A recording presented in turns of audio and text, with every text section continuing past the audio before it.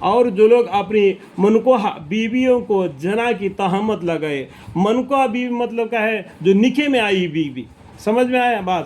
اور جو لوگ اپنی منکوہ بیویوں کی کو جنا کی تہمت لگاوے اور ان کے پاس بجاز اپنی ہی دعویٰ کہ اور کوئی گواہ نہ ہو، یعنی گمان رکھتا ہے اس کی بیوی پر، بس اس کا ہی گمان ہے لیکن اس کے اوپر کوئی یہ نہیں، ثابت نہیں، جن کو عدد میں 4 ہونا چاہیے، تو ان کی شہادت جو کہ دفعہ جیسا کہ یا حد خذب ہو،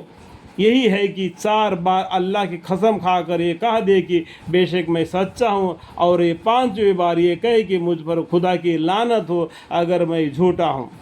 اگر وہ میاں بیوی کے بیچ میں خام و خام کا ایک دوسرے پر شک کی بیماری ہے کہ میرا مرد ٹھیک نہیں اور وہ بولتا ہے میرا بیوی ٹھیک نہیں، تو اس ٹائم پر وہ دو 4 گواہ کو وہ بھی نہیں لا سکے تو یہ بھی نہیں لا سکے، تو ان کا گناہ ٹلنے کے لیے اللہ تعالیٰ نے ایک راستہ بتا دیا کہ وہ یہ ہے کہ 4 بار کہہ دے کہ میں اس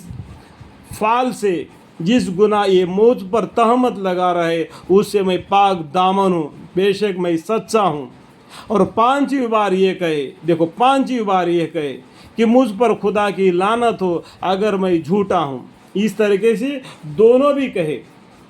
مسلمانوں کے جماعت کے سامنے، تو اس بلا اس مصیبت سے وہ چھوٹ سکتے،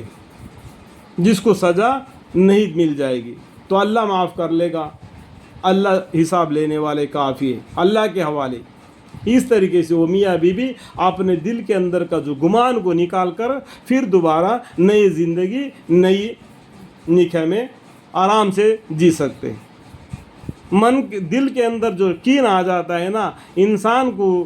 چین سے سونے نہیں دیتا،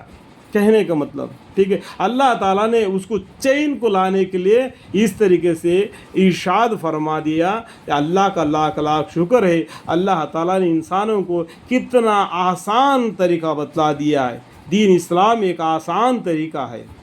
ٹھیک ہے۔ اور اس کے بعد اس عورت سے سزائے جیسا کہ یا حد زنا اسی طرح ٹل سکتی ہے۔ دیکھو حد زنا کے بارے میں بخاری شریف میں ہے نا بہت سے کھلم کھلا لکھا ہے، ٹھیک ہے، آپ بخاری شریف کو بھی پڑھ لو، ٹھیک ہے، معلوم پڑ جائے گا۔ ٹل سکتی ہے کہ وہ 4 بار قسم کھا کر کہے کہ بے شک یہ مرد جھوٹا ہے۔ اس طریقے سے عورت کو بھی اسی طریقے سے جس سے پہلا تو بتلایا گیا ہے، ٹھیک ہے۔ اس طریقے سے ان کے پر جنا کا جو سزا ہے نا، جو